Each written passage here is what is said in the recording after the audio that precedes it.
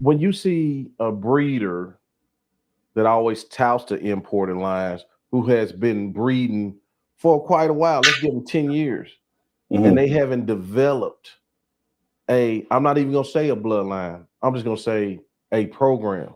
Hmm. Does that not look a little odd to you? Well, I know I'm a different see it's different levels in the dog game. So for naive people, they're gonna always do good. But for somebody like me, I want to know, like I told you, the test of the time of the family before I put it in my bloodline, because I train my own dogs. My dogs are all my dogs I bred over the years, and I want to know how your dogs respond at 10 months, at 6 months, at 2 months, at 4 months. I want to know at 4 months, can I bring out certain characteristics like I do in my line to make them look good online, so I can find them good homes? Can I have high expectations of these puppies? And you won't know that. So I don't really buy from. I've never bought dog. I haven't bought dogs from anybody in 20 years. So I don't buy dogs from people who import dogs all the time unless he got an imported dog and I look at the pedigree and I happen to know the people in the program who produced the dog, because I've been in dogs so long, I know most of these people. And if I don't know the people, haven't heard of their names in these foreign countries, I've heard of a lot of dogs, and I've watched dogs, and I can go watch a video and come up with my own perspective from watching the dog in the test on the video. You're a dog trainer.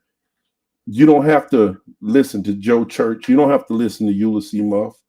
You can go to the video, and whatever we're doing, if we're doing it wrong or not handling the dog correctly, it doesn't matter.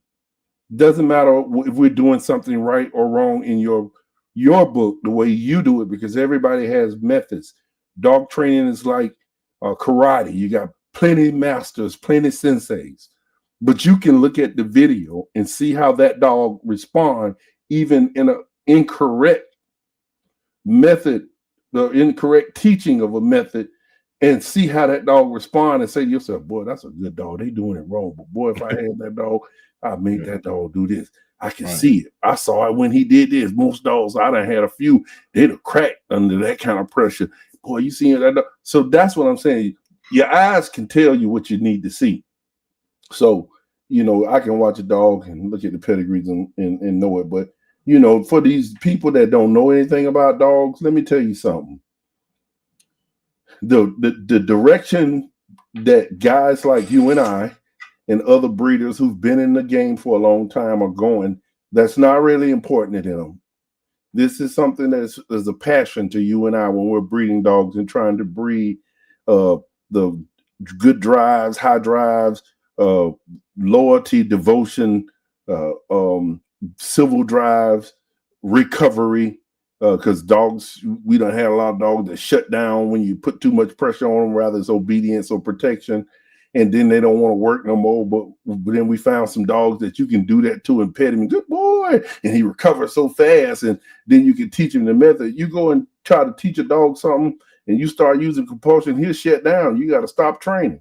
Some dogs don't recover, so we're breeding certain attributes into our dogs and using the dogs that show good attributes and breed them. That's very important to us for the generations to come, but they don't see that, and that doesn't matter to them, because what they're looking at is sales of multimedia sales of showing the body and a quick 2 second or 10-second video of the dog look like he jumping the gate or he barked and jumped at a guy. Oh, he bad. They say he bad, but me and you actually tap him on the head with a whip, and he ain't coming back. But that ain't the part they're showing. Right. And there's nothing you can tell a little boy who done made up in his mind, or a young girl who done made up in their mind, that's a badass dog that he got on the video. You know what I'm saying? There's nothing you can tell them. Yeah, so it don't matter nothing to them.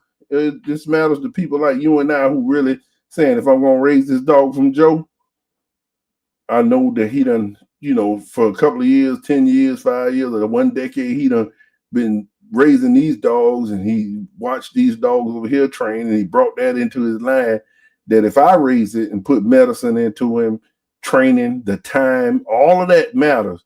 In 3 years, I don't want to say I want to go 3 months or what. I don't want to say I want to get rid of him or he ain't good enough. I believe that it's good enough. You know, it's going to be good enough when it comes from people like us doing those kind of things that we believe in, certain practices that we believe in breeding. But, you know, it's never going to matter to newbies. Right. These guys, they ain't going to believe nothing you say till they buy a dog from you. And then you got to do all this to sell them a dog. But they're not going to believe any of that until they actually buy a dog from you and go to training a dog and have some bullshit dogs that they're trying to train and see how good your dog is responding versus those dogs. They got to feel it. Yeah. Basically, they got to invest and feel it. And I don't feel so, it. So it would be a long time before they take a chance with you, bro. Right. So that the import, pushing the import could be a red flag. And, you know, most of the customers, you know, our family homes that really want the family dogs, might not be a big issue with them. A lot of times they're not even worried about the paperwork, but it'd be the guy that want to be the breeder.